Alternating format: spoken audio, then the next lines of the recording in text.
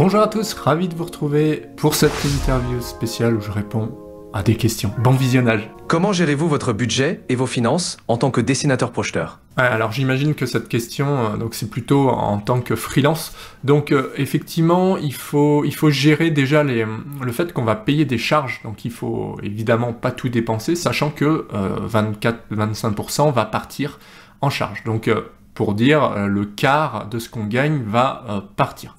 Ensuite, il y a quand même l'aspect investissement dans les logiciels, c'est-à-dire que il va falloir investir, que ce soit dans AutoCAD, GStarCAD, ZWCAD ou autre, mais il va falloir investir.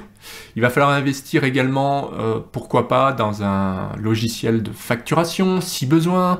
Il va falloir investir dans un système de CRM, gestion client. Il va falloir investir dans des choses, ne serait-ce que du matériel informatique. Également, on n'y pense pas assez. Donc ça, c'est important de bien gérer son budget et ça se prépare avant de lancer son projet. C'est très pertinent. Prochaine question, comment négociez-vous votre salaire ou vos tarifs en tant que dessinateur-projeteur? Alors, pour quelqu'un qui travaille pour une entreprise, donc un dessinateur salarié, il va falloir surtout se vendre par rapport à son expertise, ses compétences. Est-ce qu'on est autonome? Est-ce qu'on est capable de gérer un projet de A à Z ou pas? Si on est débutant, évidemment, ce ne sera pas la même fourchette de salaire. On va plutôt être entre 1009 et 2100 euros. Par contre, si vous avez en brut, si vous avez un peu de bouteille, vous pouvez monter à 2005, 3005, d'accord? Bon, dans ces eaux-là, il y en a qui seront au-dessus, il y en a qui seront en dessous, évidemment. En tant que freelance, c'est un peu la même chose, donc on va se vendre plutôt à un taux horaire, d'accord?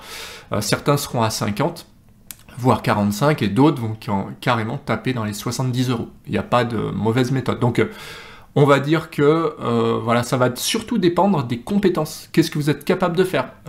Et à partir de là, effectivement, on pourra se vendre au plus haut. C'est une stratégie judicieuse. Maintenant, comment collaborez-vous avec votre chef ou responsable de bureau d'études? Alors ça, c'est une très bonne question. Ça va concerner uniquement les dessinateurs-projeteurs salariés. Alors c'est vrai que c'est bien d'avoir une bonne relation avec son responsable, encore que on choisit pas, d'accord? Parfois, on va tomber sur des chefs un petit peu toxiques. Parfois, on va tomber sur un responsable assez humain. Donc ça, c'est un peu la loterie.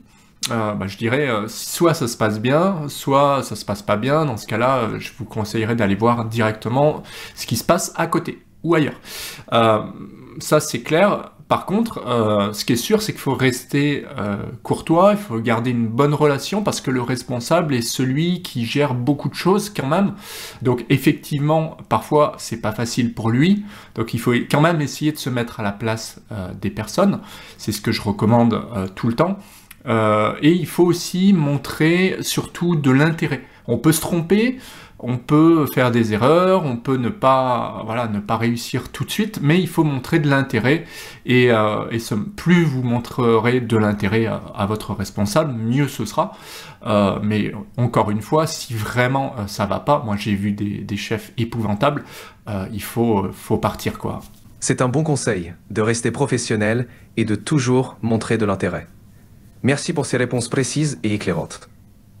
Avec plaisir. À bientôt. Merci d'avoir regardé cette interview spéciale où je répondrai à des questions. J'espère que ça vous a plu. Surtout, n'hésitez pas à mettre des commentaires pour poser vous-même des questions.